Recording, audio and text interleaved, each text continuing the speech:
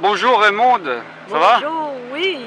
En tant que catholique, nous connaissions Jésus, mais pas vraiment comme un sauveur. C'était Ah, comme s'il était parmi nous, puis bon, il faisait partie de la vie de Dieu, si on savait que c'était le Fils de Dieu, ouais. mais on n'était pas vraiment avancé pour connaître vraiment toutes les démarches qu'il avait fait et les pourquoi aussi. Ah. Mais Et alors, vous alliez tous les dimanches à la à la messe, messe. vous priez Marie, vous avez le chapelet, tout ça? Ah oui, exactement. Et puis, comment vous avez rencontré Jésus en fait? C'est par des chrétiens qui demeuraient à côté de chez moi. Ils ont commencé à venir me parler, m'interroger, et ils ont vu que j'étais catholique, mais la personne, la madame en question, elle était avant elle aussi catholique. Ok.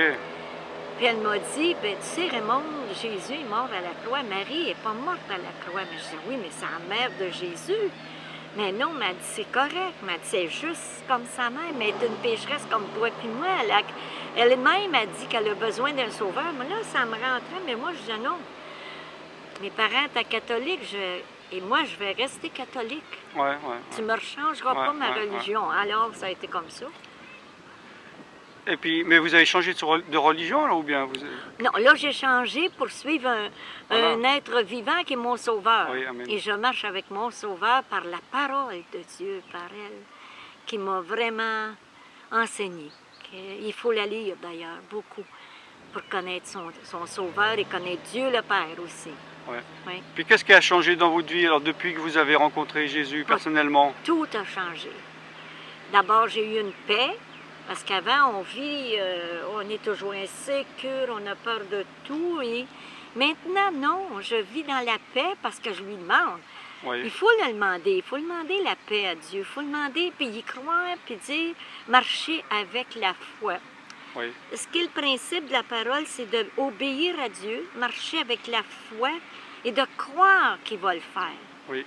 Et lorsqu'on croit, Dieu répond. Amen.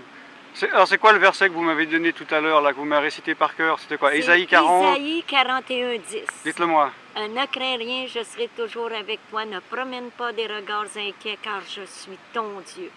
Je te fortifie, je viens à ton secours et je te soutiens de ma droite triomphante.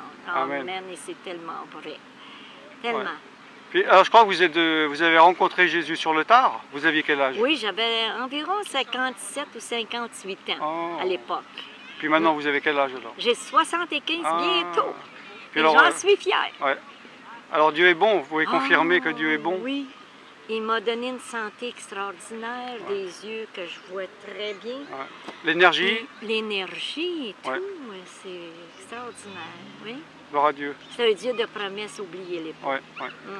Vous auriez un mot de conclusion ou... Pour terminer, je dirais aux gens qui m'écoutent, là, n'ayez pas peur de lire la Bible. Lisez-la d'un bout à l'autre et méditez-la.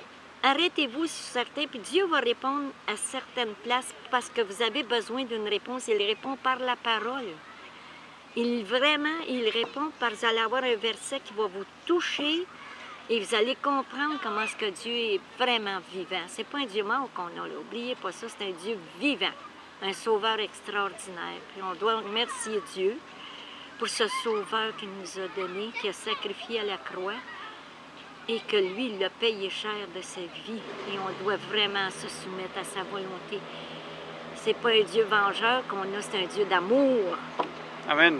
Oui. Merci Raymond, sois béni et on se verra au paradis alors. Ah oui, puis bonjour à tout ton monde de là-bas. Amen, amen. Je vous embrasse tous. Amen. Amen.